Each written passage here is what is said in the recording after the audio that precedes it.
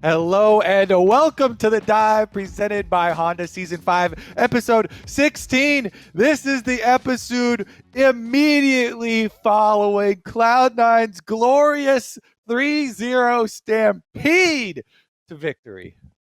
Best team in the tournament. Is that supposed to be like an evil anime pose? We're not just going to ignore this. What was that? No, we're ignoring it. Are we going to not ignore that Kobe said episode or something? Yeah, well, we can address that. But first things first. What did he even do? He's just sitting the camera. This as we Camera goes to him and he's just all posed. He's trying to be an evil genius. No, I'm just saying, the C9 master plan worked out. Perks hit his 1-2 power spike. Week 2 perks as well. Like all the memes and the prophecies came true. It was as planned. It was an absolute banger. Absolute banger. Great job, Kobe. Episode was funny as well. I'm gonna have to go back and check the tapes. As far maybe as maybe I'm just cracked out. I don't know. Honestly, though, groups were packed with a lot of good stuff, right? Yeah.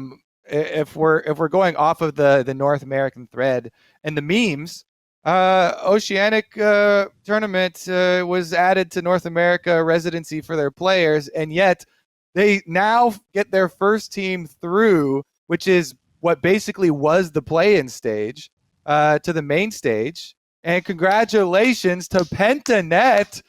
Let's go. Round of applause all around.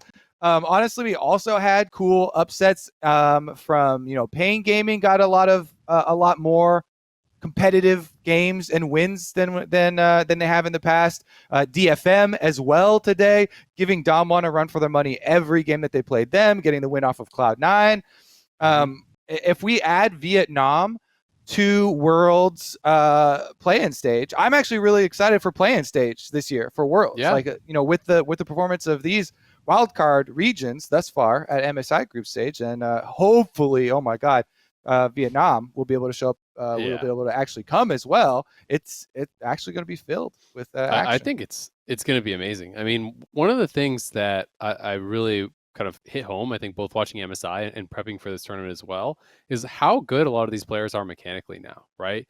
I think that in the past, it was much more common, for the major region teams to just slam the games through laning phase, just because the basic skills were not on the same level, right? Now that seems so much less common. These guys have really upped their game, I think, mechanically, almost across the board, and it's getting more and more difficult to continue beating them, right? Now it's more things that I think are less obvious, like the decision making and maybe macro plays. Maybe not all 5 of them are as strong individually and these types of things, but I've been really impressed, and I agree, Kobe, especially with DFM getting their new support, because I think it's Steel is going to become resident, so Gang can sub in, I believe is the mix-up that they're going to be having, so they should be even stronger. Vietnam, we haven't gotten to see in a while. They've been looking really good. The PCS has been looking good, so I think it's really, really exciting.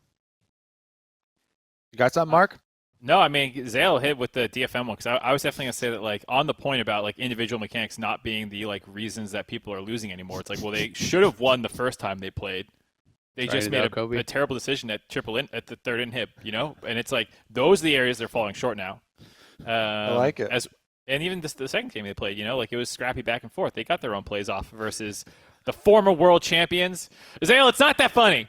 I don't know. It's just cracking me up. What can I say? I'm just trying it on for size. I'm a fan, Feels Mark. good. It's try it, Azael. You got to give it a. No, I think I'm good.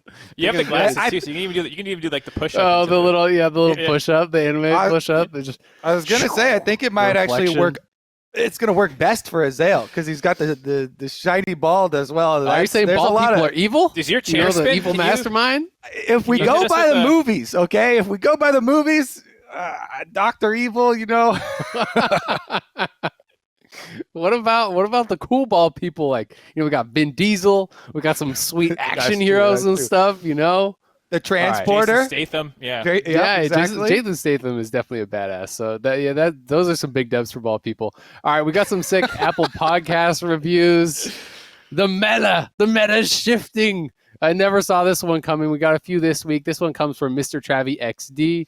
Says, Dive is peak League of Legends content. Well, now that JLXP is gone, at least pour one out for Jet, RIP. Also, MarkZ deserves more recognition. I mean, look at his hair. Sorry, Azael. More shots at the bald guy. I see there's a trend here on this episode. We got another one here. This one's from Caldera 857. Dive is great. Love the show. Never miss an episode. Coming in with the meta-breaking counterpick. MarkZ is the best on the show. He brings the best analysis, the funniest jokes. No offense to the other guys, but I cannot stand by with all these one-sided reviews. Once again, great show. Cat for Kobe, 5 stars. All right, last one here. This one comes from Pro A. It's time to break the meta. This is everyone's idea. Everyone has had enough of the MarkZ abuse. MarkZ is the Alpari of the dive, pulled down by a former CLG player, yikes, and a now washed up WoW pro. MarkZ to the moon! All right, 5 stars. Thank you for the reviews. This is good. I like this. I made a lot of alt accounts this week. So I'm not working MSI for the main broadcast. I had a lot of time to make other accounts and make all these reviews. And as you noted, Azael, I didn't have much variety in them. They're all kind of like, break the meta. Mark's cool. Haha, right, guys? This is interesting, you know, because unprompted, we had the initial review, like the initial meta was just roasting MarkZ. That's how you got onto the show. And now you gotta praise MarkZ. So I'm interested to see what the meta will be going forward here. I mean, this is classic internet reverse circle jerk, right? Yeah. There was circle jerk one way, and then always it's just the way the internet works. It's coming back the other way, baby. Mark's on top. Let's go.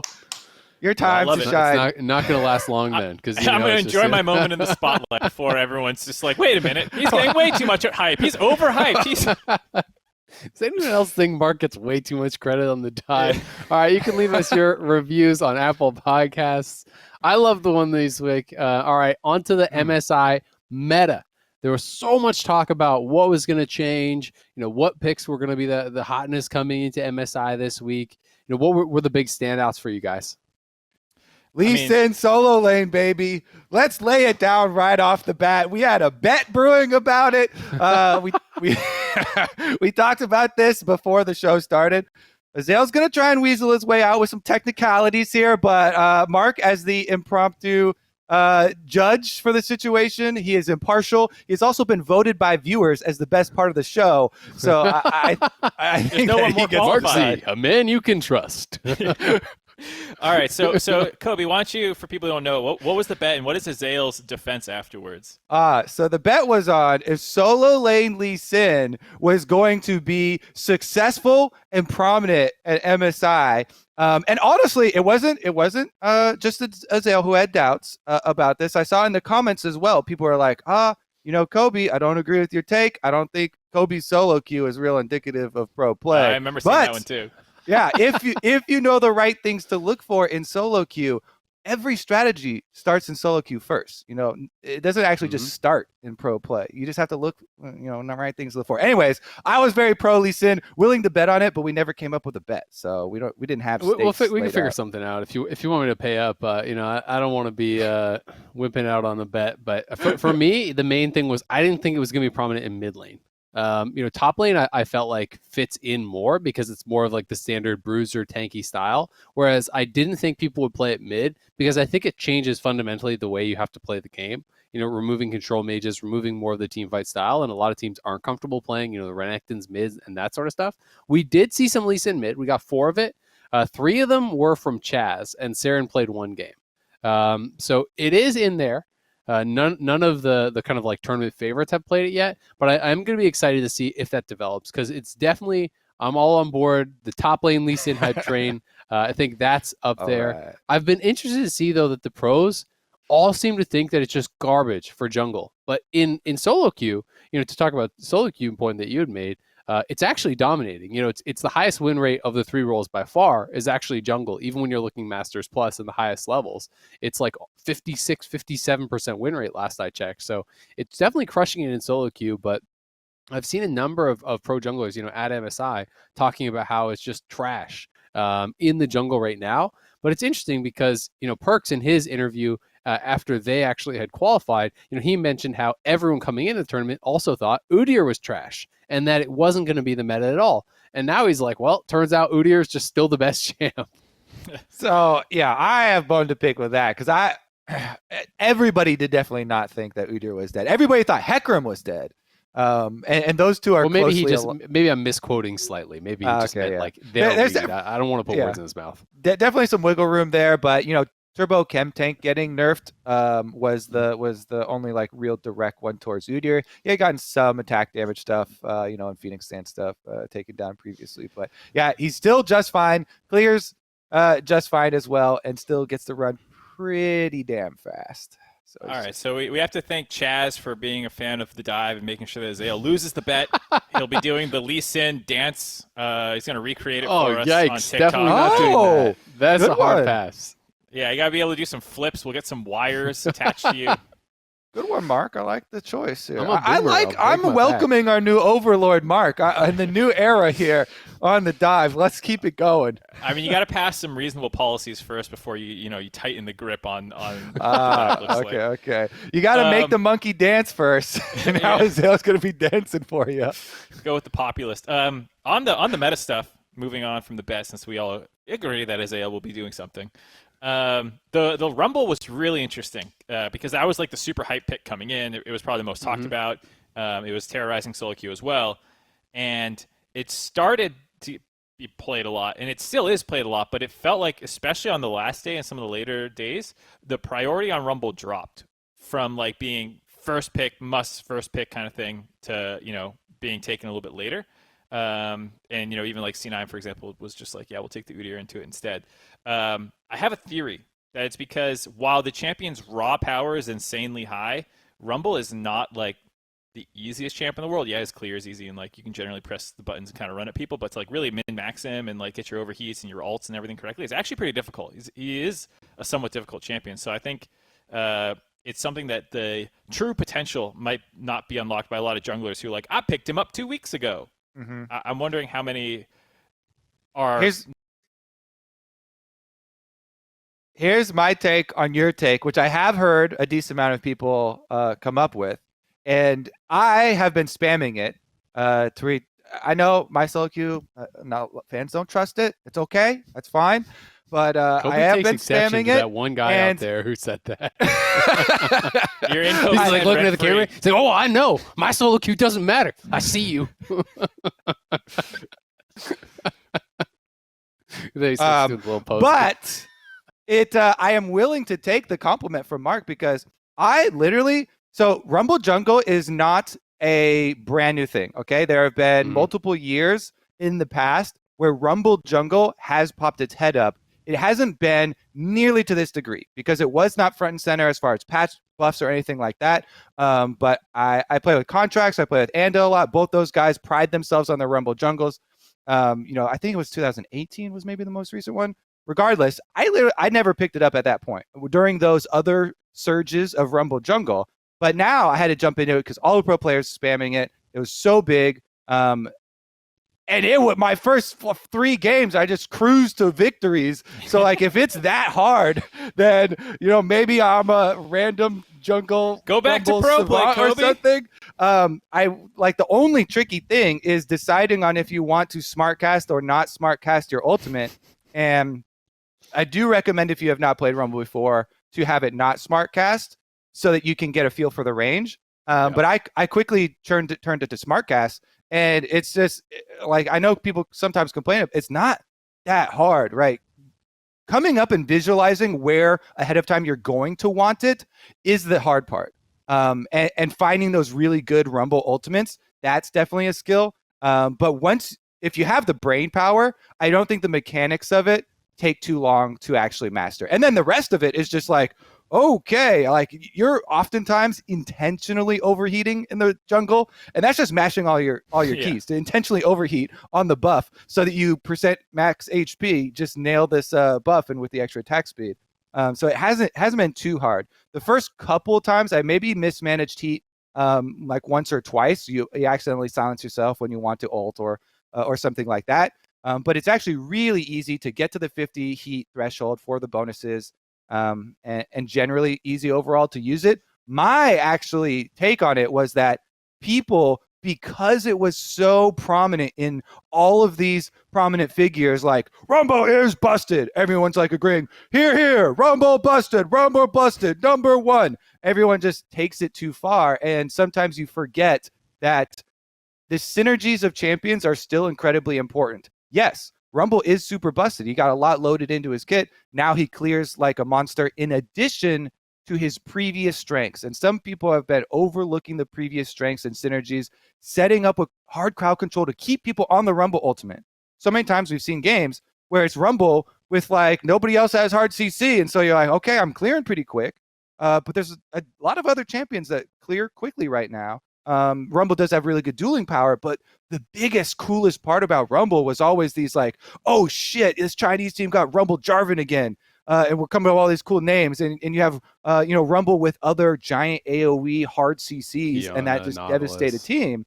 Yeah. So that's what I think is like, it should be super high priority, but you should not drop your main, constructive, your theory crafting on setting it up with the super strong synergies to actually get the most of it. And I think we're seeing teams kind of, get into that nuance now rather than just like, oh my God, everybody said this is the most OP, we better first pick it type of deal.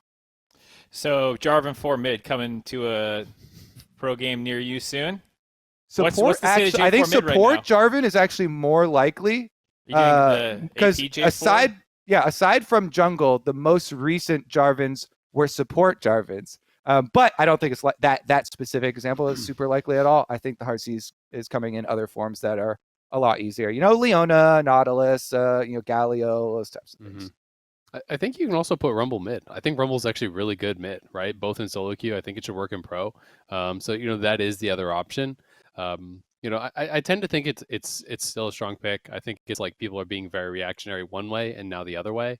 As far as like, oh, it's insane, nah, it's trash. I do think that there was a number of pros who were pretty poor with the equalizers. Like it's not that hard to place. I agree with you, Kobe. I've played a number of games with it myself. It's the forethought, right? Yeah. Like, do you do it horizontally or along someone? There was a number, I can't even remember the exact game, but it was a Rumble jungle against the Lucian. I think it was maybe against Mad Lions, I want to say, where it kept just like being put in a way where he could just like dash to the side instead of having to run back through it as they're trying to engage, and like cutting off the path that you're pushing them into. Things like that are more important. So I think it's still going to be in there, and I still think it's really strong. Yeah, it's for sure really strong. I do think it'll be dropped below the like you always have to bin it on red or it gets insta first pick. I'm predicting Morgana as as they well. get better at it, it goes back up in priority. Morgana as well deserves to be name in lights as we kind of talked a lot of the stuff that we talked about in our last meta talk coming into it has actually come true. So how about we do it this way? Have there been any surprises? Because I think these common things have been talked to death. Morgana has really good clear. She can double clear. PGG. Raptors red. Qiyana and the Zed mid. Stuff. I think I think Zed has been good in solo queue and has actually been rising in priority in solo queue, but I wasn't sure that we would see it, right? And I'm not sure if anyone else will see it or if it's more just like of a Chaz special. But those did surprise me, and that was pretty cool. Do you have any, Mark? Because I have one as well from watching the just solo queue accounts from EUS. I'm hoping that Qiyana gets in here. And we heard in some of the interviews afterwards too, where directly after his Qiyana game, he was like, okay, yeah, you kind of, in a lot of matchups, have to go into it willing to sacrifice a lot of CS and then and try and play on your power spikes to get those kills. The ultimate is always going to be insane. And Qiyana is one of those champions that has core tenets in her kit that are very valuable for any stage of league. Solo queue, pro play, doesn't matter. Clash, normal games. How's it on ARAM, Azael? You're our ARAM expert. Qiyana? Yeah, because I'm like, the walls are not there. So maybe you push from like the middle of the map to the side because it's so fat. Okay. But still not that good. Okay. I would in terms of meta stuff, maybe I would say maybe Zoe was seen a little bit more than I initially thought she was. And I mean, like when the C9 games against it was annoying just being like, she's like roaming all over the map and tends to, if you're playing the control mages, she has some good matchups into some of them. So Tin Owens was an incredible Zoe. He was popping off really hard. And then a couple other people picked it up too. So it was a little bit more than I thought we were going to see of Zoe. I like too that if Zoe's in the game, you can always throw out that steals. You can always throw out that Hail Mary or that cautionary tale, and you could be like, well, they may be behind, but Zoe Trouble Bubble could win them the game at some point. Oh. You land a sneaky one on a carry. What were you going to say though, Mark? I thought you were going to say about the Baron steals. There were 2 Zoe Baron steals already, I think. So, both with and without Summer Spellbook as well. One of them wasn't even with Summer Spellbook. Paddle Star doing a decent amount of damage. Oh, one thing I am a little bit curious about is, are we actually going to see some more of the kind of like expected ADCs? There was a fair bit of talk about Jinx and even Cog coming into the tournament. We got a couple Jinx games. We got one Cog game. It's been basically engage only with like a couple Tom Kench games in there, alongside Varus, and that's a little bit different. But I'm interested to see if there will be any development with disengage supports, like if we get anything like enchanters alongside Cog or alongside Jinx. I think that's something I'm kind of curious about too. For me, that actually hinges on the success of these top lane tanks, because we saw Cloud9 super successful back to back. Fudge, Zion top lane. Damwon Qiyana is ready to put Khan back on some tanks. They'll be like, hell yeah. So there's definitely a possibility there, because if you're fighting front to back, stuff like Jinx, stuff like Cog is going to also rise in priority. All right. So on to the Honda MVP section here. And for the Honda MVP today, we are going to take a Twitter question. This one comes from Rob at TBP Robinizer. Who is the best player not from a major region at the tournament so far? Who made an impression on you during the tournament? There's so many. Answer, but I'll let someone else go. Go ahead, Mark. No, you're the overlord. Okay, I'll take the layup. Evie from DFM. He's been someone who's been pretty consistently good for a little while now. Actually, I think he's made a number of international tournaments in a row. And every time he just gets a little bit better. But he's been hyped up quite a bit now, and I think he looks pretty legit. And so he's probably the one that was the most impressive, just outright. But I also feel like he had gotten more hyped than some of the other people that we'll probably talk about as well. Mm-hmm. What you got, Azael? So PCS, I guess, is not counted as a major region anymore officially, right? So I do think Doggo is actually really quite good. I think he impressed me. I think Holy Phoenix as well. Two ADs that I thought played really, really well for their team. They're two of like the highest farmers. I think they laned well. I think they team fought well largely. In general, like I said earlier, I just think a lot of these guys have really impressive mechanics, and it was fun to watch.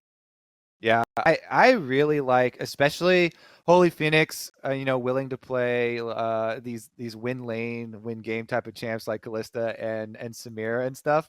I was so freaking excited the first game that we got, and they triple ban him, and then he pulls out the Samira and pops off as well. So there are just so many individual players not from major regions that really impressed. I like that you actually call out, Doggo for because after the first game where he had this one where he just like stares down the Nautilus hook and gets hooked, and they lose off bottom lane. I was like, oh shit, the sub is gonna be, but he just popped off game after game after game after that, and was in a lot of the games actually the most impressive player on that team, which is saying a lot since I have a pretty big bias towards Maple with all his history. So.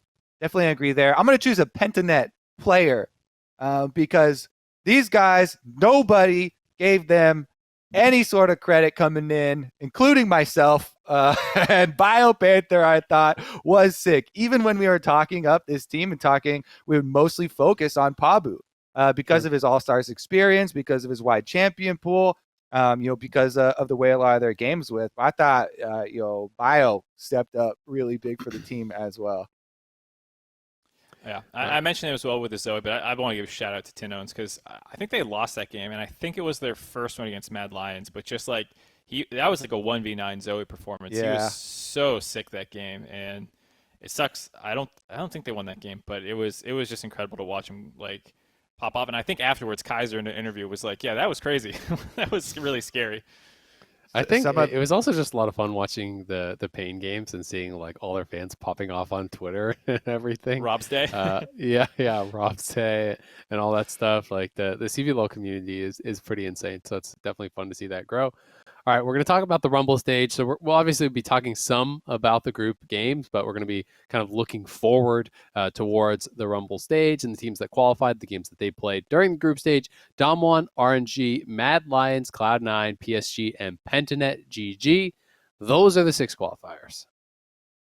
And guess what? Let's get right into the meat of it then, because right after, this is still the same day that Damwon is looking very, very mortal, very, very fallible as a team. And it feels like they are going to have to revert.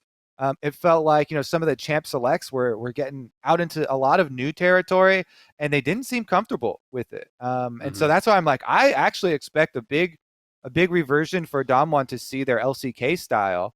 And they even did it, already in some of these group stage games. And yet we're still a bit even too slow, losing a lot of ground in the early game, getting picked off in different places. Some of the team fights actually weren't even as clean as we expect from this team. Previously, everyone's like, Damwon, number 1 for sure. Maybe there's like a decent percentage that we're going for RNG. It was, LPL, LCK, no brainer. Obviously, they're, going to be top 2 regions. And yet, coming into this one, LPL, their group looks so much easier. Obviously, they also only had 3 teams. So it was more repeat stuff after you felt like you had gotten a good picture of it. And Damwon looking way more open. I feel like the tournament feels way more open just overall. Yeah, I think so. I mean, I was one of the people who was predicting Damwon to probably take it. And I mean, tournaments are long. People look bad at certain parts and then get drastically better. We've seen that Worlds play-ins, and then those teams somehow make it out of groups, and then they're like winning best of 5s and stuff. So that can always happen. But like right now, RNG is playing better. Right now, they're the better team. Through this week and then the next week during the bracket stage, maybe they'll flip back to Damwon. But I think RNG is the new favorite. After that, I know we talk about like the level of competition, and I don't want to, put Pentanet down, but they were lacking the VCS, who was supposed to be the Pool 2 group or Pool 2 seed for their group, and that would have made it much more competitive. I think it would have been harder for Pentanet to get out, as well as maybe would have seen someone challenge RNG a little bit more because they just steamrolled their group. But with how we've seen the other major region teams struggle against their Pool 3 and Pool 4 teams, I think it's fair to say that RNG just looks the best. Even just saying like, okay, yeah, they don't have their Pool 2 seed, but just look at their wins over the Pool 3 and Pool 4 ones. Much more dominant. And I think that they play the meta the best. They have not really struggled on an individual level. Their team decision-making has been really, really crisp, as well as just individual dominance. And they were doing it with, with Xiaohu and everyone just like picking up new stuff along the way too. Let me put on my NA hat and throw you a curveball then, Mark. Guess what? RNG didn't beat any Pool 1 seeds, did they? Cloud9 did. Checkmate. 3-0. A boom. Lawyered. Best team. Okay, I'm taking off that cap now. For RNG, I mean, it's tough. Like RNG played the cleanest games. That's not close. But I also think that UOL regressed a lot. I think that they were a lot weaker regionally, and they looked a lot weaker internationally. So, really, you are in a group that is probably the weakest group that there's ever been internationally, I would say. So, they did dominate the group. I can't take anything away from RNG, but I also, my opinion is not affected at all. Like my pre-tournament feelings on RNG are not affected at all by them beating up on Pentanet and UOL. I think Pentanet played above my expectations. I think UOL played below my expectations. And those were the only 2 teams in the group. And RNG is clearly heads and shoulders above, and they just kind of beat up on them. When I look at the other 2 groups, they were just way more competitive. So the fact that Mad struggled more, the fact that Damwon struggled more as the other Pool 1 teams just makes sense to me. I think DFM looks better than Pentanet as well as UOL. Cloud9, I think, looks stronger as well than those other teams, right? PSG clearly looked, I think, stronger. Even you mentioned Payne looking a lot more competitive and almost taking a game off Matt, right? So I just feel like the other groups, were more competitive, and that's why, at least for me, like my pre-tournament expectations aren't really that shaken. Damwon did look a lot more vulnerable, but it is best of one. And they talked even in the interview about trying to experiment a little bit with some picks and find their style. And I do still feel pretty confident that Damwon is going to come out and look a lot more dominant in phase 2 once they have kind of like their established read on the meta, especially knowing that tanks may be coming back in, like Kobe was mentioning. If they want to play that style, they're still a pretty incredible team. Just real quick too on the group, the being the weakest group ever. I think there's a lot of things that go into that. Yes, just as you mentioned, Vietnam pool 2 seed isn't there in it. That's already going to be a huge blow. But then also both the other teams had their regions had stuff to overcome to even just be here. Oceanic region, obviously, a lot of the players exported. And so that was a huge blow. That's why expectations were so low. And for Unicorns of Love, to your point of them looking worse, that's why coming into this, I was so sad that they lost Gadget. And then they had to go through this AD carry swap where, going with trying to go with the French AD carry, having the language problems, and then bringing in Lodok, who's still in school. He's at this moment like working on his master's while he's playing in MSI. Yeah, apparently he's doing his thesis at this time. He's his time is divided. Okay, plus he was on a break from League because he was dedicating full time to school previous to that. So it's these things that you had to overcome for these opponents, plus the fact that they don't even have the pool 2 team.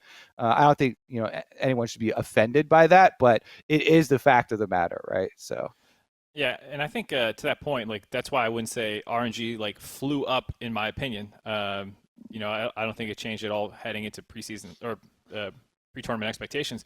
The real reason is because Damwon looked worse. And maybe we're skipping over Group B a little bit here, but as the what was the pre-tournament number 1, like I don't even care really about Group A. Like, yeah, it was weird. RNG stomped it. Great. What happened with Damwon and why were they struggling really hard? They should have lost the game to, DFM, who are good, but like they should have lost that game. Even their second game versus them was pretty scrappy for a portion of the time. Mm-hmm. Stuff like that. The fact they obviously lost to C9, I think raises way more doubt in what they're up to. And like you're saying, we best of ones.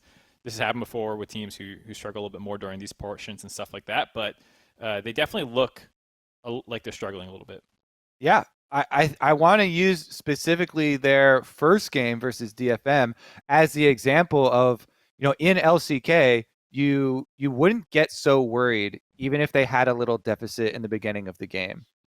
Because you had so much faith in them being able to set up for the mid-game objectives and perform so well in these team fights. Khan, always on this tank, bring him down. And yet, in that game, they only won because DFM rushed it at the finish line. Yeah. Like that game, they had to have that opening of DFM rushing into the shockwave, into the AoE at the very end there, right over the last inhibitor turret. And it was just not this sense of control or this structure that you're used to thinking of when you're watching Damwon games and they're going by the books. Mm-hmm. So I think that, is where a lot of people's faith in the team was shaken. Still think, individual play looks pretty strong for them. They showed at multiple points within the group. They still very capable at setting Canyon up for a lot of jungle domination.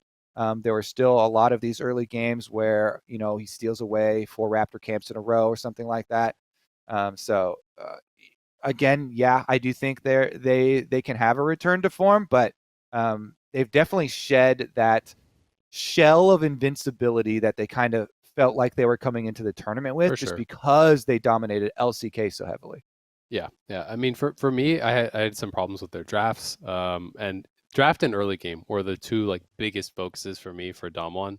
I think to speak about Cloud9 a bit, you mentioned the near loss to DFM. The first game was competitive as well, and then kind of hit a point, between Cloud9, and Damwon. It hit a point where Fudge kind of got caught a couple times in the jungle. Some fights broke out. Things went bad. But Cloud9, I felt like pretty heavily outscaled in that first game. And had the game gone on a couple more minutes, it could have looked bad. And it kind of felt like that happened as well in the second game. But Cloud9 held on and kind of hit that critical mass where, Tristana hits 4, 5, 6 items. The game gets incredibly difficult to actually play out. Victor has range. A lot of these champions start to get a lot more difficult to play with kind of like shorter range over on the Damwon side, playing with the Silas, playing with the Kaisa, as opposed to Victor as well as the Tristana. And I do agree that there was obviously mistakes, and I'm not trying to like paint over that or overlook that. Just to me, because when I watched like the individual levels of play, it still felt really high. It felt more about like how they were drafting and what their focus was in game, rather than something that they couldn't fix, right? And that's kind of why I still have confidence in them, that they'll be able to adjust their approach, and they'll be able to come in with a little bit of a different look, because it's not like these players haven't played aggressively in the past, right? Like this year they were very slow in the LCK, but in the past they have had a more aggressive look when that was the meta. So I think we'll see some adjustment from them coming into the Rumble stage, and I'm kind of excited to see that. But I want to talk about Cloud9 a bit, if unless you can I get a little one more thing onto Sure. Damwon? I just want to make a callback to when our previous episode coming into MSI. I also said, because Coma is the coach, look out for testing in group stages. They signed Coma to this team.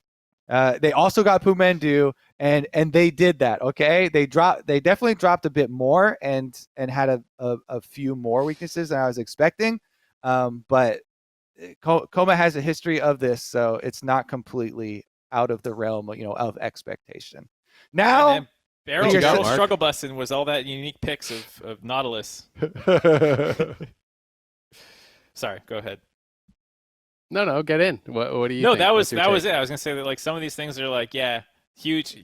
I don't think it's all draft stuff. I think a lot of the players underperforms to their own expectations a little bit too. Showmaker getting caught out of position, trying to take fights, not knowing where people were, or like going too far in and just getting blown up, happening quite a few times too. So I think that they can improve. I mean, speaking of C9, going through the first half of the round robin, their players are making a lot of individual mistakes, which went away on today to be able to snag that 3-0 and get out of the group. So obviously individual play can rise and fall over very short periods as well.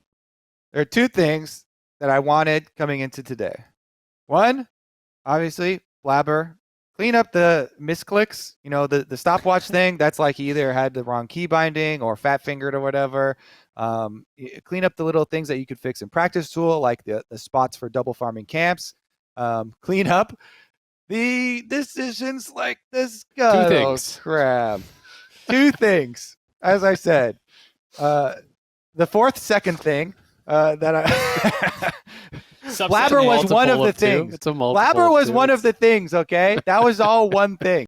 The second thing, I just putting up my fingers for it. The second thing is that I wanted to see Fudge have a dominant lane phase. Fudge have the dominant top side, and guess what? He did. Lee Sin pick, baby. It was You're like right. I won two things in one fell swoop. We got Lee Sin smashing it and in the hands of Fudge.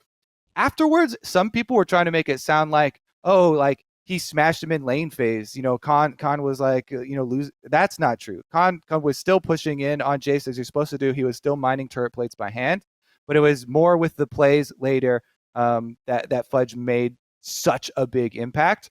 As well as on the ganks, set up for the ganks, Blabber with the first flash one in, being able to get that kill, you lands the Q, everything like that. So I got exactly what I was looking for from Cloud9 today. I was streaming the other day and everyone kept on coming in. Like, how do you feel with all these player interviews about everyone flaming Cloud9? You think they're going to get out? Are you on copium? Blah, blah, blah. All this stuff, it was kind of overwhelming. Wave, and so I was definitely relieved, I guess, to see some of that resurgence from them, so quickly. I feel like, because there have been a lot of international tournaments in the past where the North American representative, all have honestly similar thoughts of ways that they can clean it up or improve or whatever, and then it doesn't happen in time. How many times have we been in the same situation and yet we're sweating bullets to the end and then we lose a tiebreaker or something like that? Every time. Yeah, I totally agree, because after the first 3 days, the post-game threads are filled with like, Blabber's their MVP, and he must suck. And it's like, no, he's underperforming. Whether just having a bad set of games or pressure, whatever, like we can't really say on the outside, but like the extrapolation of that went so far to attacking like C9 and like how good they were. It was insane. Yeah, especially, I just one tiny little interjection here. Especially, it was funny seeing people use the Scuttle Crab example while saying the argument that Blabber's looking bad now because he's against better competition. I'm like, what the hell? Are you saying the MSI Scuttle Crab is more alluring than the North American Scuttle Crab? You shut your mouth. The North American Scuttle Crab is just as alluring, okay? That's the competition did not make him do that. The other thing that was great was the unification of junglers that came together over that, where they're like, the Joker everyone's meme like raising their hand. I've done it. You wouldn't get it, that thing, like that play, and Yanko's popping off so hard, like no one say jungle dip. Against Canyon, yeah. Yeah. It was so funny to see that. It was very unifying on the junglers coming together, and then just everyone just memeing NA. It was insane to be like the minor regions were throwing like hella shade, and like anyone can get out of Group C except C9. Like, Hanabi, really? Really that hard? Like, so I don't know. Sweet vindication a little bit to be like, listen, we're North America. I'm not gonna like say we don't have our problems and our struggles, but like the degree that it got to was like, this is insane how trash people just assume that NA is. I mean, I think it's honestly just like, it's just engagement baiting at a certain point. It's just one of those things that if you go to www.twitter.com and you type in NA minor region lull, you're going to get some likes and some retweets. And I think it's like, it's not a lot more than that at a certain point where I mean, people want to make these like false equivalencies and stuff. I mean, like Kobe said, talking about the Scuttle Crab play as like justification that the MVP in LCS is trash and therefore the LCS is trash and all this sort of stuff. It's like, unless you're trying to make the argument here that MSI junglers have the ability to mind control their opponents into hinting at the Scuttle Crab, like that's not an example that really holds any water. And so it's definitely vindicating. It feels good that they had a really strong performance in what was the toughest group by far, right? On the second set of games, right? I'm not going to defend the first set of games. There were some really poor performances. Blabber was awful. They flew some of his stats. I can't remember if it was when you're casting or the first set, but it was like in NA at whatever 10 or 15, something like that. He was like plus 400, and then at MSI in the first 3 games he was like negative 950 or 980 or something like that. Like his early games had been awful, right? And it was bad play. It was maybe a bad read. He did get interviewed and he talked about how he felt like the mistake was going for picks that can't fight early, that can't farm fast. Like the Kindred, I think, is mostly what he was talking about. Kindred has great scaling, but then he was up against a Morgana. He got absolutely put so far behind, he just couldn't keep any pace in the jungle. So he felt that it was mostly off of the read, or at least that's what he kind of put forth in the interview.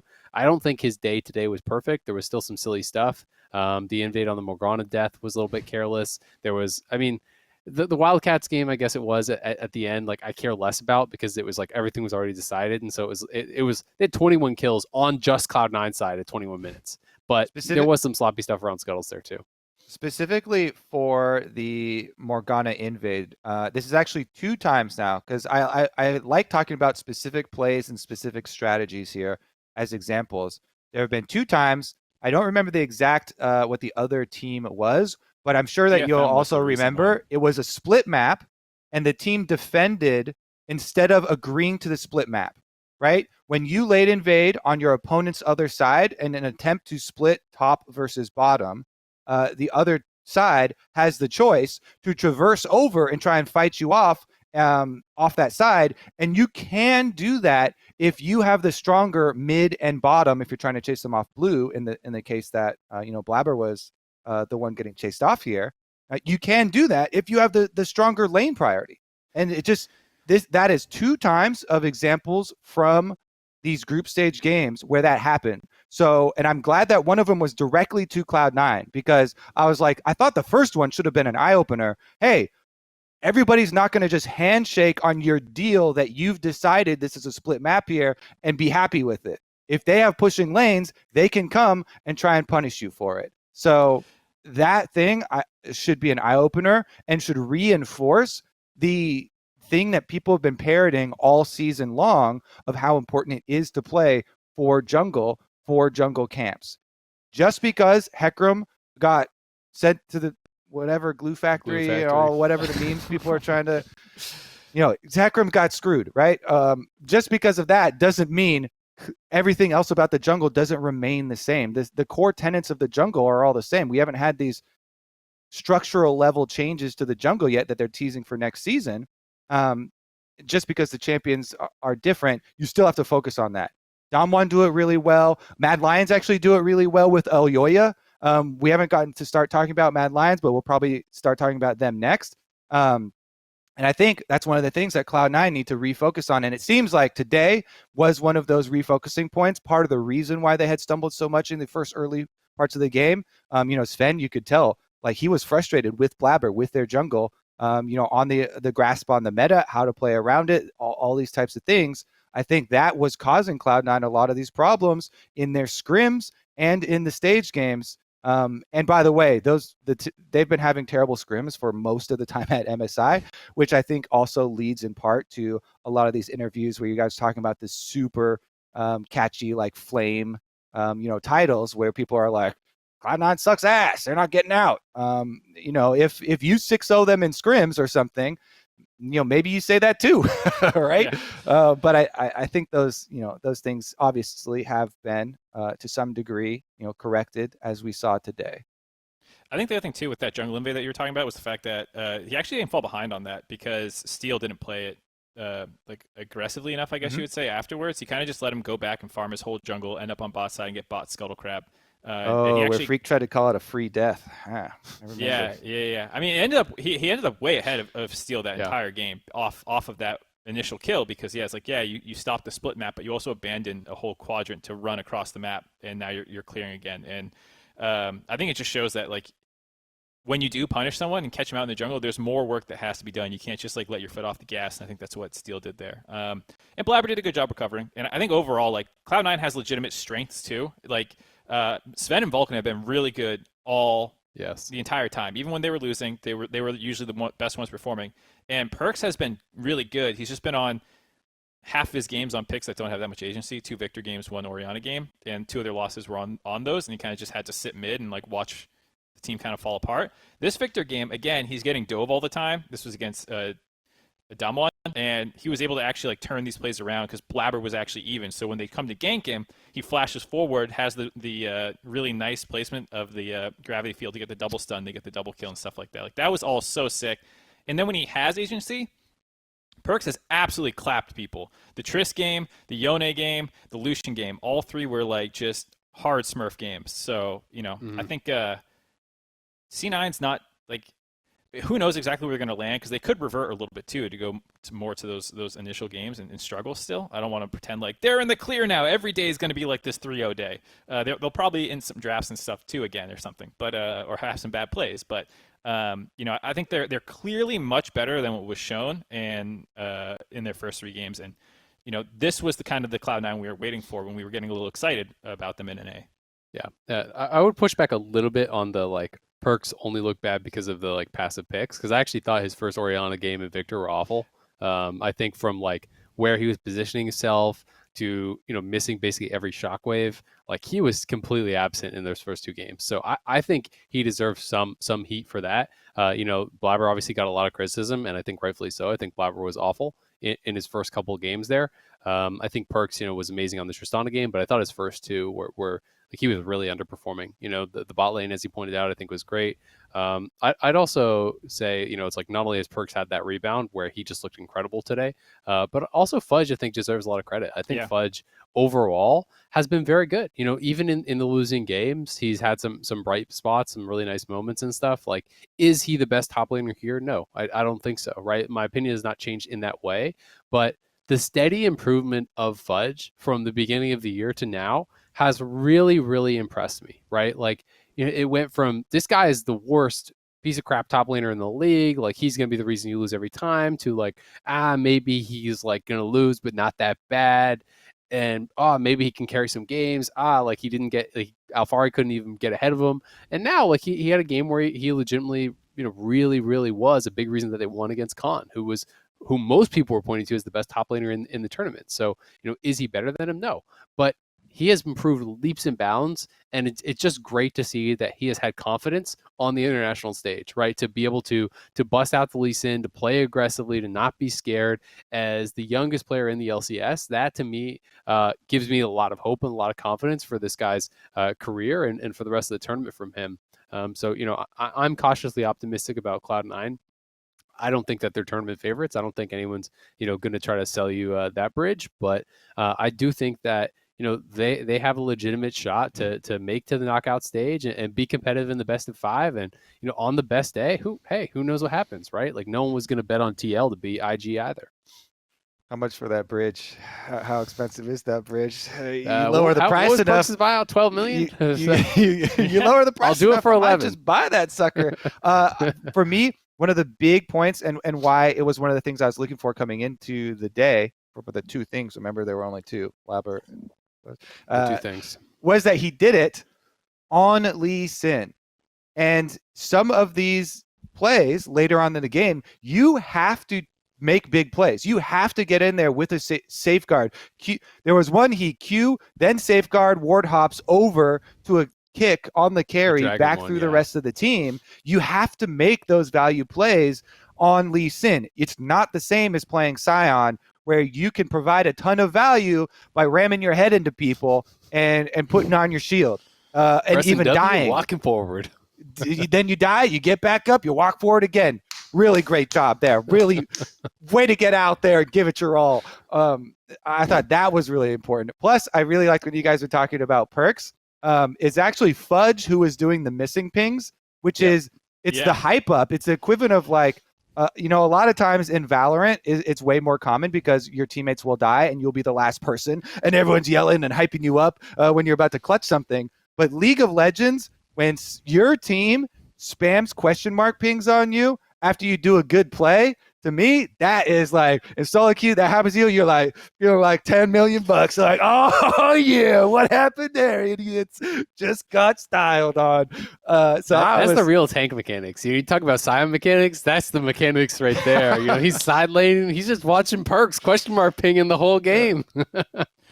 I get a lot of question mark pings, but it's usually when I die in my own jungle to an invade. Context is everything with question mark pings. It could be they're hyping you up 5 spam pings flexible. in a row. Very flexible.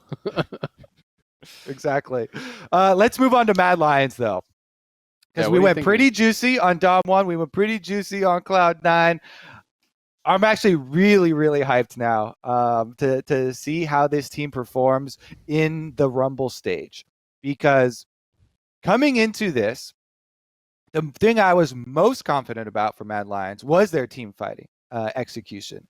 And they had some interviews in some of these games after the group stage games where they were like, oh, yeah, we were not respecting them. But there were errors. There were kind of uncharacteristic errors I was not expecting to see from this team coming in. Yes, they comfortably got through. There was never, any real panic for EU fans. For this group stage, at least for the team. I would say one of the biggest bonuses and surprises for the team is how well MarkZ was playing and how much more confidently and better, because that was one of the few things that even EU fans would couch against was like, okay, but our bottom lane's a little inconsistent. Like Kaiser, he can dominate. MarkZ, we're a little bit more, can definitely have some off games. Might not be the biggest carry all the time. And he absolutely popped off, and that also allowed people to just throw praise all over Kaiser. I was like, Kaiser's Nautilus game, especially that I was casting, just engage after engage after engage, setting up so much for his team. So I'm super excited to see this squad and how far they can go, especially in the Rumble stage, because last year at Worlds it was the same bottom lane. They definitely have a lot to prove. Humanoid, I think, perform extremely well individually as well. And we've already kind of slightly touched on how well they play with Elyoya and have that jungle focus for the meta as well as the team fight focus for the meta. I feel like their heads are in the correct space for this. So I think they're in a good place to kind of have the small adaptations as the meta evolves in Rumble Stage. Yeah, and I think talking a little bit about like pre-tournament expectations and stuff. After the last episode of the dive, and I was like, people were putting PSG above them. A number of people did, not just Kobe. Like a number of analysts. I didn't put them above them. I said they could contest them because you guys said they were for sure number one. Right, but other people did put them like legitimately above them. You question mark ping them. Yeah, other exactly. People actually went in there and flamed them. But it wasn't just like it was a general community sentiment. It seemed like, because in the thread afterwards, I was like, what is the EU fan perception? Because I was a little disconnected, and I was surprised to see how negative in a lot of ways people were around Mad Lions, because they were saying like, yeah, we should get out, and then after that we'll be happy to like make quarters and lose gracefully, but I wouldn't even be surprised if we lost in the Rumble Stage. And I was surprised to hear that like, people were being like, oh, remember, G2 vacation days, like it could be like that, who knows, because this is the worst team we've sent in a while. I've seen that. I was like, are people really that negative? Like, EU as a region is so much better now than it was in those days and stuff. If you send G2 every year and then you don't send G2 and you're like, well, this is the worst team we sent in a while, it's not G2. I'm down with a come down, but being like, oh, we'll be lucky to like, we'll be happy if we get out. Like, Mad Lions is going to get out of the Rumble Stage. I mean, maybe I'm spoiling predictions here. We'll do that later. But like, I was surprised to see people so heavily doubting them, just like the general community, because they showed up pretty well, I'd say, in the Rumble Stage, all things considered. Like, yeah, they had some iffy games where they like threw leads, but they were really consistent about building leads. And then the games where they did fall behind, they also came back in those games. And I think there's a lot of variation that goes on in the best of one games. And the fact that they were able to weather most of that pretty well, and like they have a lot of things that they can still improve on. I'm still saying Damwon and RNG are more favored than them, but I was just really surprised to see how much doubt there was in that first dive thread that went up when I asked, like, what do EU fans think? And so, again, I think for the Mad Lions players, this probably feels really good, this thing. I know that there were some interviews where they were a little, like, after some of those games where they threw a little bit but still won, they were like, but I think overall they had a pretty good showing. I feel like I'm being set up to be the villain here. You guys are going so positive on Mad Lions. I'm giving my honest thoughts. Just do the pose. Azael, try on the pose. Try on the pose. I just think that, like, so I think they did fine. I never doubted that they were going to get out, right? I had them as number one. They finished number one. I think that's all great.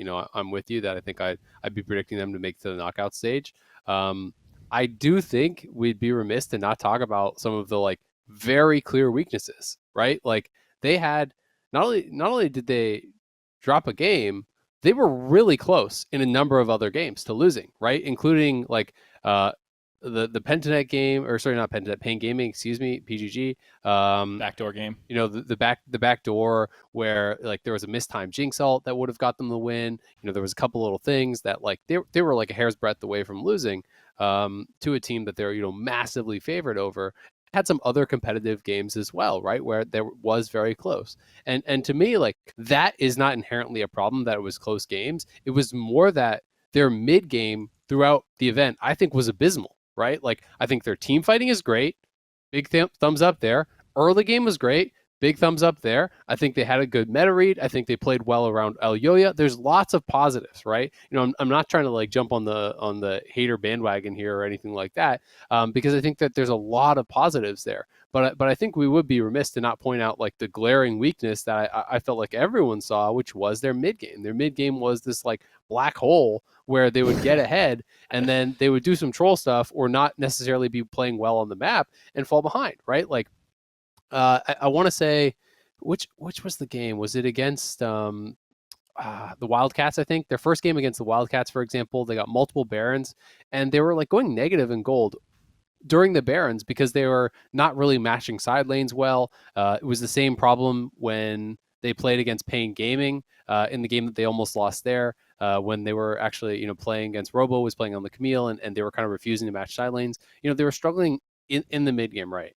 And so to me, like that was a big weakness. If they can clean that up, I think they're going to look actually really good, right? And that's my big question is, this was your glaring weakness. It was a big problem, but it's so obvious to me. It's so obvious to the team too. So if they can actually improve on that, I think they can challenge these top teams. And I think that they can really surprise people. But I also think if that doesn't get better, you don't get to throw away the mid game against RNG or Damwon or some of these teams and expect to actually win, right? And so that's kind of my takeaway, is that like overall very positive, lots of really good things for them, but the weaknesses were extremely obvious and pretty consistent throughout almost all their games. And that's what I. Oh, go ahead, Mark. Okay, we both did the exact same thing. Okay, I just want to say that's what I was mentioning when I'm talking about their interviews that they're giving afterwards, where they're talking about a lot of these instances, and they're doing the laughing it off or brushing it off. We didn't respect them, that sort of thing. Those always come with caution for me, because if you let yourself get into that pattern or that mentality, some teams can pull themselves out of it. Some teams cannot. And some of the uncharacteristic mistakes that I mentioned were actually in team fights. Their team fights were not universally good. There were several of them where they did have these ones where someone is far mispositioned over to the wrong side, and so that person gets jumped on, and they're at too big of a deficit within the team fight to salvage it, and yet then they flood in. And a lot of those times were against Wildcats, and the Wildcats did a very good job of jumping on those players and on those openings, even sometimes in disadvantaged numbers to get those victories. So those were some of the things I was cautioning against and alluding to for the beginning, because coming into it, I was like, yeah, that is one of their biggest strengths has been their team fighting. But even in that, and some of the execution, and it does have to do with the timing on setting up for some of these, particularly. Yeah. So. Yeah, I think it was Bwipo at the end of the day when they qualified through. He said they limped through. I think he said so. Like it's I think it's a pretty shared opinion that they have. Bwipo seemed very negative on Mad. Yeah, he was every player. It was probably a little bit of that. Like, man, if I was out there, I'd be doing way better than this guy. I bet he had a little bit of that going on with him. I could play jungle. I could play top. I could play mid lane. Yeah, it's just but like, yeah, I mean, like, they couldn't drag a compliment out of him on the analyst desk. I was just kind of cracking up listening. Yeah, I was like, why do you hate this team? I don't know. It's just like what people seem to do from Europe about them. I don't know. But I think they're better than. I mean, they have those issues like you talked about. The mid game obviously needs to get cleaned up. The one game they did lose, though, I do give them a little bit of, like a bit of a pass for it, because it was a weird draft where they have the Zoe Olaf, and afterwards in the interview they were saying like we're not really practiced with that, and we don't really want to play that. And I think it was a situation where they had to lead that game. They threw it at like some Baron bait attempt thing that they were doing that they just went too hard on. And I think that they were just uncomfortable with that draft. And so, that's not to say everyone has bad drafts and they lose games. You can't excuse everyone's game losses when they have a bad draft. But I think that was something where it's like, okay, let's just not pick Olaf with Zoe ever again, probably. It's a pretty easy takeaway. And so I think the cleaning up the mid game is a big issue. It's not something that you just do easily. Like, don't pick Zoe this. That's an easy fix. This is a hard one. But I think that they have like strong strengths to offset that at least. And when you said the consistent thing, it's like a different problem than C9 had, where it's like, okay, they just didn't show up some days and played outright terrible. Versus, we consistently get leads, we consistently make really good plays. We also frequently throw those, but then we also recover. So, like, in that sense, I actually think that it's a good problem to have, that it's a consistent problem, and you're not just trying to put out fires everywhere every day. It's a different thing. They had a lot of strengths, right? Like the good outweighed the bad great to me by far. Like, I'm not super negative on this team. Like, I'm surprised as well. I didn't realize, your interaction with the EU fans kind of had them that negative on the team. When I had asked on Twitter, at least it was like today or yesterday or something, it felt like people were a bit more positive and the expectations were rising. People were basically saying, they must beat NA. That was like the number one response of like, what do you want from Mad Lions as an LEC fan? It's like, have to beat NA, and then at least semifinals, and like have a competitive series seemed to be the kind of common consensus, which I think that's, if you're expecting to go against RNG and Damwon, those are good expectations to have. Yeah, I don't, to kind of wrap up our Rumble Stage expectations, what maybe was the biggest shift, if any, in your pre-group stage kind of rankings and expectations of these teams? Because for me, like the big standout shifts are maybe Damwon a bit down. RNG doesn't really move at all because there's not a lot of data there. So that one's kind of left untouched. I think PSG is a really interesting one. Because, well, first of all, they talked a lot of shit about Cloud9, so I'm really ready for this rematch. But do you feel, because I don't feel like there were any big, like, massive, paradigm shifting moves from group stage, all things considered. Pentanet. Even though there were a lot of these upsets, right? And even if you say Pentanet, Mark, you're probably not going to move them above any of these other teams that we mentioned. You're probably expecting them to be at the bottom of Rumble Stage. It's great that they got in, and that is that's an over expectations, but I'm pretty sure you're not putting them above any of the other teams. I agree with you. Like with the general point of, like, I think everyone probably still has LPL, SEK, number 1 and number 2. And, at least I had Cloud9 and Mad as 3-4, right? And that really hasn't changed. I would say PSG maybe went up for me because, like, while I didn't think they were weak, I was still unsure how their regional success would translate because it never felt like they were challenged. And it's always hard when you're watching, some of these regions and a team just slams everyone and it feels like they're not challenged. They're not getting like any competition. So of course they win, right? Is kind of how it starts to feel. And, you're watching mistakes and you're like, well, none of this stuff gets punished. Like, would another team punish it? Those are the questions that can be difficult to answer. And from that lens, I think PSG did go up in my mind because they showed that they actually can be, quite competitive. I think they were quite competitive, in the second game with Mad. That was a pretty good game. Obviously, they started out really bad with that first game, and I think that was like the Heckrim game and stuff, and it just went all bad. They got absolutely blasted by Mad. That was the most dominant game of that group. But after that, PSG really did start to look quite good. I think that they can be competitive, and I would say that they should be considered like in the group of kind of like Cloud9 and Mad and them as well, of like challenging for one of these potential knockout spots. I wouldn't be shocked if they could steal away one of those spots. So you moved them up to where I had them. So that's why I didn't have them moving much. I think that's agree. Actually fair. Yeah, I'd agree with that. I thought that they would. I mean, they did still get 2-0 by Mad Lion, and I thought Mad Lions were going to be better. But, like, yeah, they were better. At the very least, I think they showed that they were able to challenge them in that second game. The first game felt really bad, but, Nidalee set mid, kind of like it was a weird draft in the meta. And I think after that, they kind of moved away from that. And they still seem to have a little bit more uniqueness, like the Azir and stuff like that. So we'll have to see where they go against even stronger competition now. But I do like, we talked about Doggo, Maple. I think Hanabi has been all right as well, playing a little bit more aggressive style things like the Jace games. Like overall, I think they have a number of pretty good players that can get leads and not get trounced when they go up against, like the Khans and Xiaohus and stuff like that.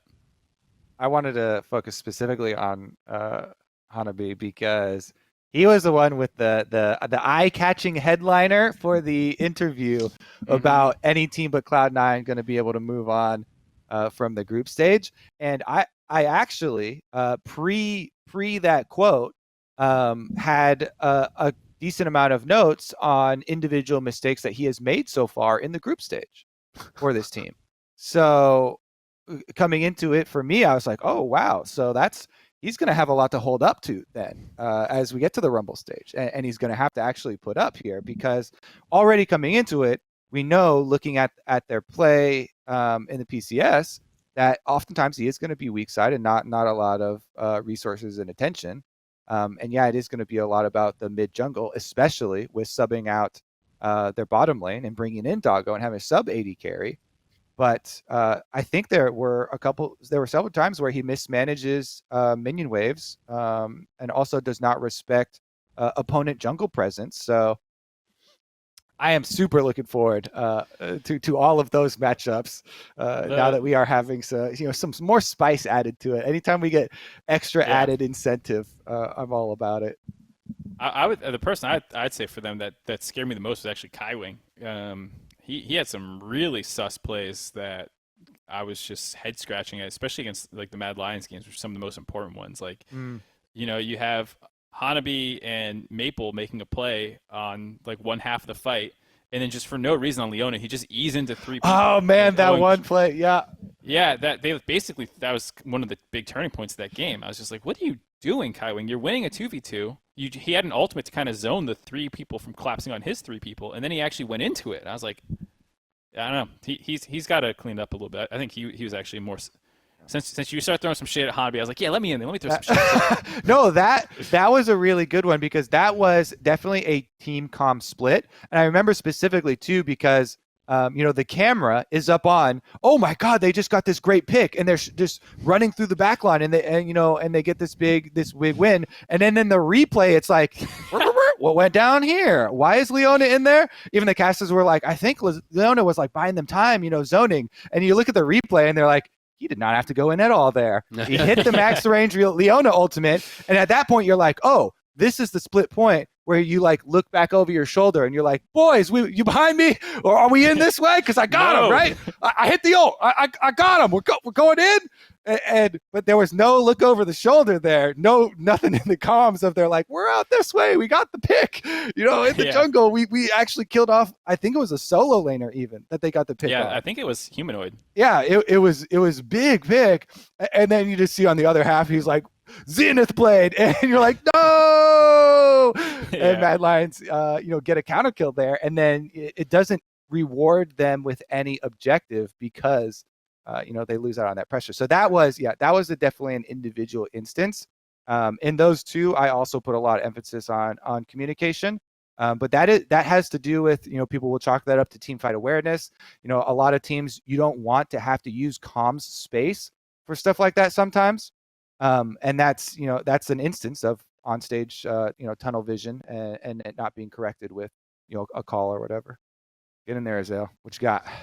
PSG. Well, I mean, I kind of give my opinions already. I think that they're like their carries are very good mechanically. I think that Maple and Doggo are really strong mechanical players. Especially like looking some of the games, they had some issues as far as I mean, I think draft was a big issue. I was kind of like had it mixed up in my head where I was thinking it was Hecarim game, but it was like what Mark said, it was that Nidalee set game. I think that didn't really work. When I've watched them, in the PCS, it felt like sometimes they don't do the due diligence on their invades and on some of these plays that they want to make that I think they may be punished for.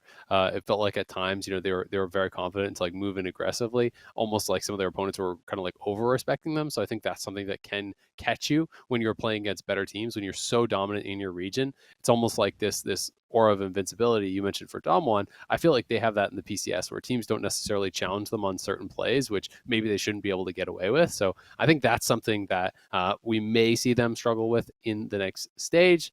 I want to talk about Pentanet a bit, though. Obviously, we've kind of like brushed over them and touched on them a little bit. But this was like a pretty miraculous result, right? 3-team group aside, the fact that UOL didn't play as well as they did last year aside, they literally lost their league.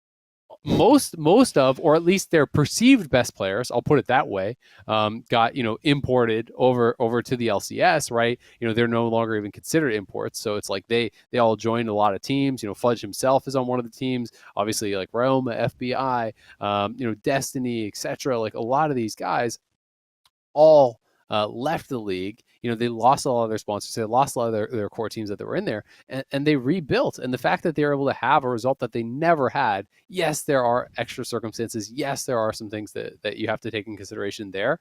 But I thought it was a pretty incredible performance.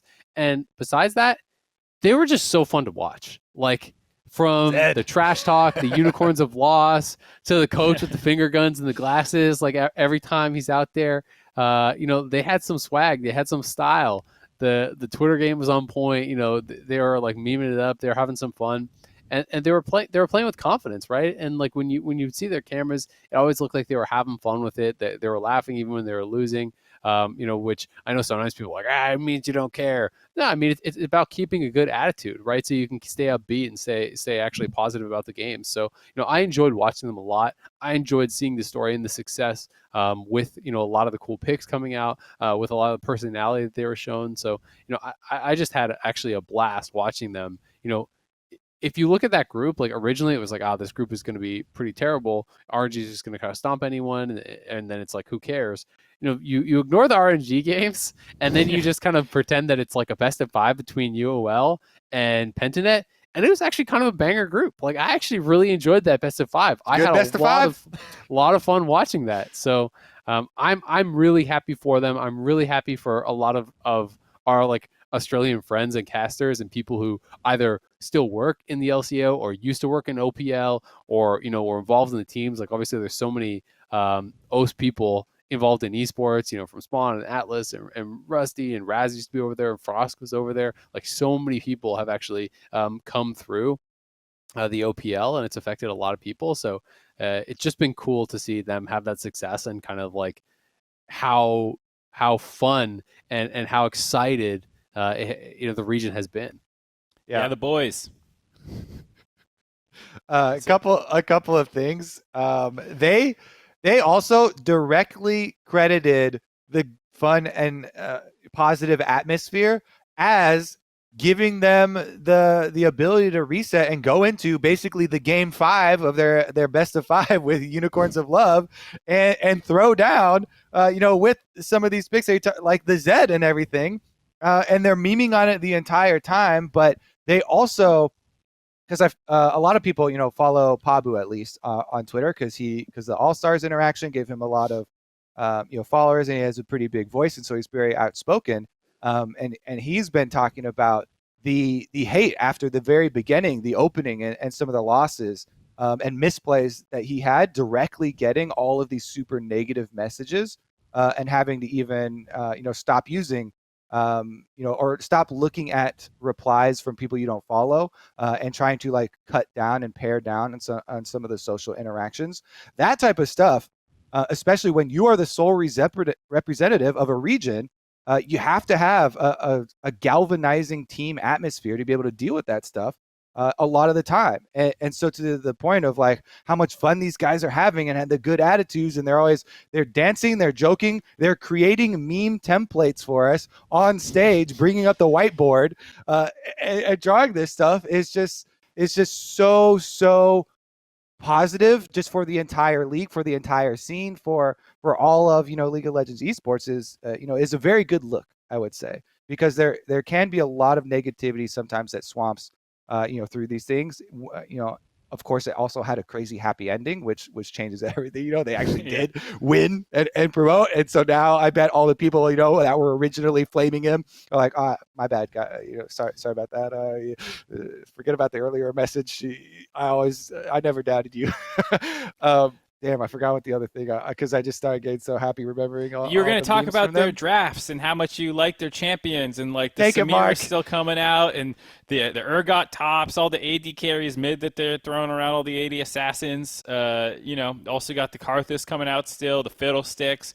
They're busting out tons of cool stuff. That's what you're going to say, that you love the drafts because they keep it interesting in game too and out of game. There was something else. And no, it was better than that, but I don't remember what it was. So, blame his point. He's trying to save you here. I did like a lot of the minor region interviews too. I mean, like a lot of stuff was just super fun. Like Holy Phoenix had a great interview. He was an OG too, like made Worlds all the way back in 2014. And I don't know, there's a lot of really good personalities out of people. The Unicorns of Love had some good ones. I think after they lost to the Zed mid, I think it was No Man's interview where he was like, "Who the f does that? Who picks Zed blind after never playing it?" It's pretty funny. Jazz does that too. Welcome to Jazz Town. Even if Kobe does not agree with you, I actually agree with you. I think all the variety of champions disagree with even if Kobe hates your guts, I respect you, Mark. All the different champions that they picked, I think, were a lot of fun, right? Pabu was pretty well known. We talked last week when we were kind of doing our preview. The Pabu champion Ocean. He only replayed a single champion, throughout this. He played 2 games in Italy, and then he had Kindred, Morgana, Fiddlesticks, Volibear, Karthus, Rumble, Graves. He had all kinds of games. We got the the assassins coming up from Chaz. We got the Ari. Pradith played a whole bunch of different stuff. Even BioPanther had a pretty good variety up in the top lane. So it was a lot of fun. And while I won't say, like, I would never bet that they're going to get out of the group, what I will say is that they could upset a team, and that could decide the group. They're in one of those situations where we talk about the positive atmosphere and their kind of like no fear attitude. They are going to come out swinging. I guarantee you they are going to have some wacky picks prepared and try to steal some games from teams, right? Try to swing for the fences here. And maybe they really surprise me and do more than just take a game. But I mean, if you lose to them, that could be you getting eliminated from groups, right? And that is really, really big. Because when we talk about PSG and Mad and Cloud9, maybe they're competing for that 3-4 spot. Maybe there'll be a shakeup in expectations, and Cloud9 or Mad or whoever really overperforms, and they're not the ones kind of on the brink. But that's the expectation. If one of those teams that is on the edge of qualifying loses one game to this, that can decide your tournament. Yeah, as well. Some of the things and the areas that these picks are going to come from are born of necessity, because they were also tweeting about how literally after they won, they had no one to scrim and they just play solo queue for weeks and weeks and weeks. And they're tweeting about memeing on, Zed is on LS's tier list. I don't know. Let's throw that down. Yeah. They're like, they'll grab stuff from anywhere. Okay. It could come out of, it could come out of a dream, the There's night a Dota before, champion coming out. and they're willing to do it. Okay. They're crazy as hell. Which is such a great, approach to it. And sometimes, it is born of necessity. Yeah, it's a shit situation. Like losing all these top players that got exported. Not only can they not field those players, but you don't get to practice against those players either. So you lose practice partners, for the team that is going. Say, oh God, can't read that. No, okay.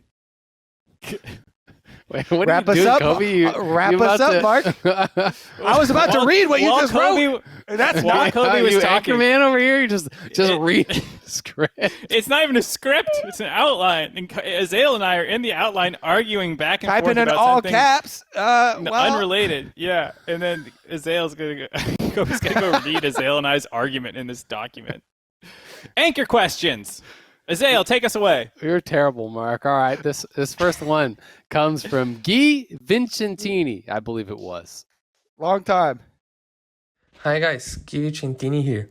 We heard from Clement that Xiaohu had help of other Chinese top laners when he role swapped, even though they would play against him at some point. And we also see in chess that at international events, players will ask their national rivals to come with them and help in their match analysis. So my question is, do you think that this would be viable in League, and would other players be willing to help their opponent? Or is the coach stuff just enough? I mean, imagine Alfori or Impact helping Fudge at MSI. Thank you guys, love the show, and cat for Kobe. I like this question, but I would like Mark to go first, because part of the beginning of the argument that he and Azael were having was that Azael wanted Mark to wrap us up on the previous point. I did. I was telling Mark, you need to speak up. Let's be the quiet little boy over there. I said, I wrapped us up. I think your questions. Anyways, to answer the question, this does happen on and off. I think Rainover did it with CLG in 2016. I think, because that was when he was on Immortals, Rainover and Huni, and they lost, and they didn't make Worlds, and I think he went to help be a positional coach for them. I mean, it's happened before, happens on and off. A lot of pro players, even not for international events, will work together. I know a lot of junglers talk together just about like what they think is strong and like things. I know top laners play a lot of 1v1s. Like when I worked with Quas, he and Darshan would 1v1 all the time, different matchups. You have different people warming you up before games. Like in when you're waiting to play, you have a couple hours. And like for LCS, it was very frequent that you had a couple people that you liked playing against. And so I think it's something that if you have the resources for, it doesn't hurt. I mean, it's probably going to be pretty boring for the player who's helping out because you don't really partake in scrims. I mean, because you don't want to disrupt the flow generally. You don't want to do too much. So a lot of it would be like backseat hanging out and then giving your opinion when it's called for. So I understand why teams don't do it a ton. Especially for some people, it might be like it's kind of a vacation. You play a lot. So overall, it's viable. It has been done before. Though I don't think you'll ever see a thing where like a whole team like is flown out as scrim partners or something. So I know that this was definitely done a lot at the very beginning of League of Legends esports. When we were first starting, there were all kinds of times where I would hear inside stories of, and it really mattered where the tournament was back when we first started, because there was a more galvanizing like coalition for countries and regions wanting their representative to bring home the championship. So and I don't even know if to this day now if I should really say like any of the stories, so I just won't. But yeah, there were a lot more instances of this. And then sometimes when teams of other regions would find out, like they'd be jealous or they would even want like, is that allowed? And this is a crazy unfair advantage and all this like almost even to the point of drama kind of comes out when entire countries or regions are getting behind their representative and funneling as much help and stuff as they can into it. It has super, super died down. And I haven't heard rumors even close to on the level of things from previous years, from the early years recently, because of a lot of the points that you mentioned. Like, not only now is there a lot more focus on your own competition, or do teams need to take breaks because the schedules are insane, and so any opening should be used to not burn out on the game and stuff like that. But also, I think it's because there are so many more championships now, just in history, and more regions have already won. So it's not as big of a like, oh man, we got to get ours now, and our rep needs to get it right now. So cool question though. Only thing I'd add is also a lot of the teams have big coaching staffs now too, right? And positional coaches and whatnot. So they maybe feel it's also less needed than it was in the past. But definitely a cool question. Think situationally could be great.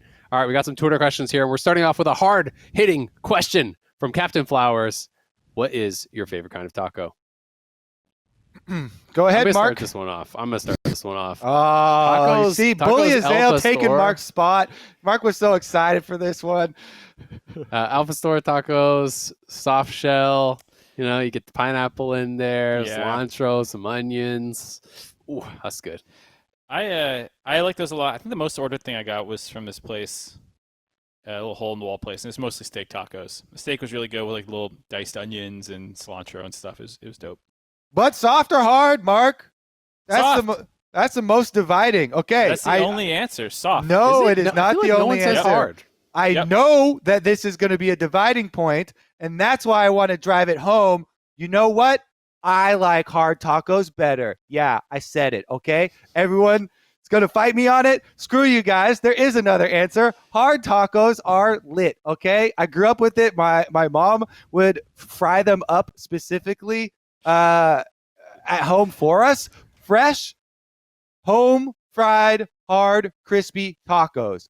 They're way better. I'll give you 2 reasons why, Azael. Oh my God, it's still going? No, honestly, I really do believe that. I think part of the reason why some people also don't believe in evolution. There's 2 sides to Mark, every story, and Mark, they learn from birth. There's people out there that are anti-vax, Kobe. You're not really saying they learn from birth as well. I think you maybe no. Do you like nachos? Of course you like nachos. Okay. Now, how far is the leap from nachos to crispy tacos? Not that far, okay? Especially if you're frying the tortillas yourself. I think one of the reasons why so many people hate and will ridicule you and are going to make fun of me for saying crunchy tacos is that almost all of the crunchy taco sources that you get from, eating out, or like, there are no good sources, okay? I agree that crunchy tacos from any fast food places, or honestly, even most of the restaurants that I've ever been out to, are pretty shit. You But can kind of just get like a here's- nice little toast on, like, sear Yeah. a soft taco a little bit, right? And I feel like you get the positives of both sides that way, right? Like when I go and I get street tacos, which is usually where I'll get in LA because there's some bomb ass street tacos. Yeah. They'll always like sear it on the grill, and then it's like, has it's all browned on the side, so it's got a little bit of crispy, and then they put in all the fillings and stuff, and it's still like pliable, but it's got that little bit of crisp. you ain't had so- Mama Kobe's tacos.